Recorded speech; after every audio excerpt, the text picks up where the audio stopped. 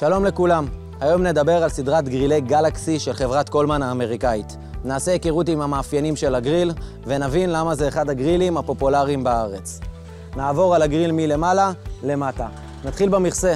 המכסה הוא מכסה מסיבי, בעל דופן כפולה לבידוד אופטימלי. המטרה היא לשמור את החום בתוך תיבת האש, וגם להבטיח שהחלק החיצוני לא יתחמם מדי, ויהיה בטוח למגע. יש לנו שילוב של יציקות אלומיניום וידית קרה. מעל המכסה יש לנו מה טמפרטורה לבקרת חום פנימית. רשת חימום עליונה נשלפת, לשמירה על חום המזון ולצלייה איטית. הרשת עצמה של הגריל. הרשת עשויה מברזל יצוק, כבד מאוד, בעל ציפוי אמייל.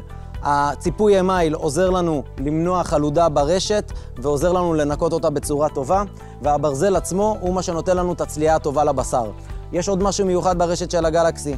הצד אחד שלה נותן את האפקט של הצריבה, של הפסים השחורים שאנחנו אוהבים לראות על בשר, כמו סטייקים ופרגיות, כמו חזה עוף, והצד השני שלה יש לו תעלות, והוא בעצם עוזר לנו בנתחים שהם יותר שומניים. מתחת לרשת יש לנו רדיאנטים. הרדיאנטים יש להם שני תפקידים משמעותיים. תפקיד ראשון זה לפזר את החום בצורה אחידה, והתפקיד השני זה למנוע טפטוף של שמנים על המעבר ובכך לסתום אותו. המעברים של הגלקסי זה מעברי U עוצמתיים, כל מעבר מספק 12,500 BTU, מה שמקנה תואר לגריל הזה של סוס עבודה אמיתי.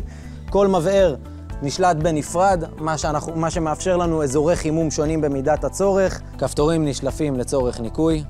מצד שמאל של הגריל יש לנו את הקירת גז שנותנת לנו אפשרויות בישול. בצד ימין של הגריל יש לנו עוד משטח שהוא משמש אותנו כמשטח עבודה. כל הדגמי גלקסי מגיעים עם 4 גלגלים ו2 מעצורים, תא לאחסון הבלון, ובבים לתליית הכלים, ומבחינת ניקיון גם פה עשו לנו חידוש. מה שבדרך כלל היה קורה זה שכל הלכלוך היה נופל לבטנית, ומהבטנית השמן היה מתנקז למגירה.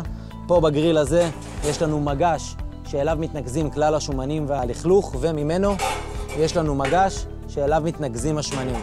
את סדרת הגלקסי ניתן, כמו שאמרנו, להשיג גם בדגמים של 3 מעברים עם עדפים מתקפלים, ודגם של 2 מעברים עם עדפים מתקפלים שאופטימלי לחללים קטנים ולמרפסות קטנות. מבחינת אחריות, 9 מוצרי צריכה מספקת לנו 5 שנים אחריות על הגריל ו25 שנה אחריות על המעברים, מה שנותן לנו אופק רחוק עם הגריל ואפשרות ליהנות ממנו שנים רבות.